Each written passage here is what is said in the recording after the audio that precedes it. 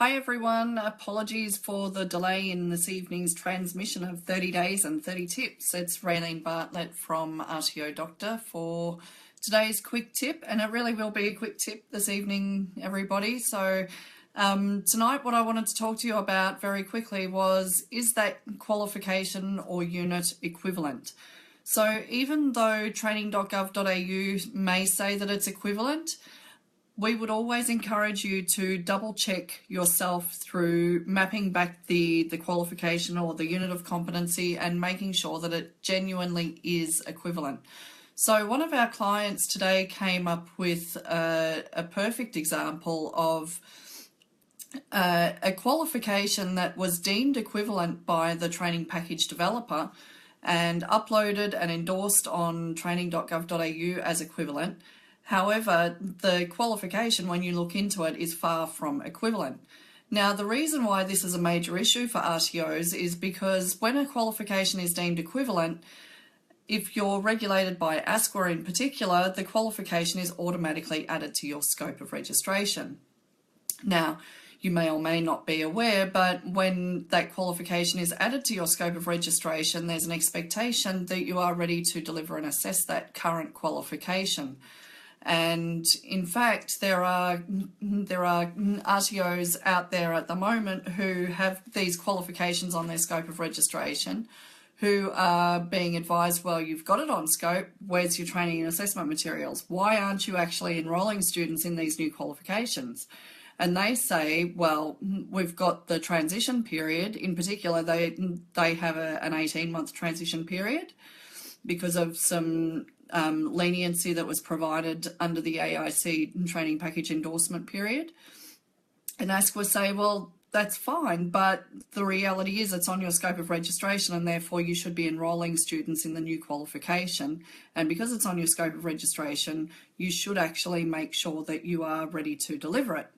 So the problem for them is that they have gone back and done their own mapping of the qualification, of course, and this particular qualification, even though it's been deemed equivalent by the training package developers, it actually is far from equivalent. So in this particular case, it's a diploma qualification, and previously the qualification required 33 units for completion. Now, under the new qualification, the qualification packaging rules only require 25 units of competency for completion. The core units of the qualification have been reduced from 22 to 13, and the elective units have increased to 12 units of competency. So you can see that there is a clear difference between what used to be the qualification and what is the qualification now. And clearly that is going to have a significant impact on students who are currently enrolled, students who may be in the pipeline, who have enrolled in the qualification but not yet started, particularly if they have international students on a student visa.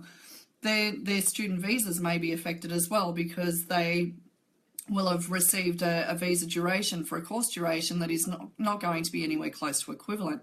With 8 units difference for completion, how could it be equivalent? Now, at a unit level, and even with that qualification actually in particular, there are many units within that qualification that were deemed not equivalent, and they're in the core.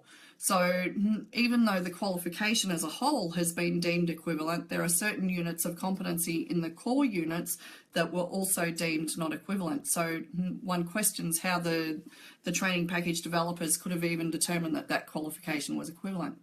But nonetheless, the RTO is the person or the people that have to deal with that situation now. And once again, the students are the sore losers in that situation.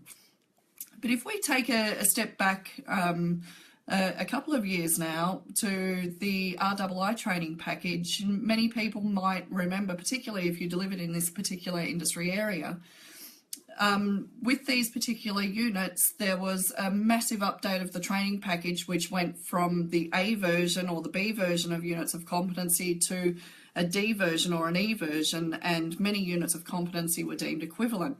However, what providers were finding, particularly when they were coming up to audit and they were being deemed not compliant in audit, what they were finding was that even though training.gov.au had said that the units were equivalent, or the training package itself said that the units were equivalent, in actual fact, when you delve into the unit of competency itself and the assessment requirements, they realised that the units were far from equivalent.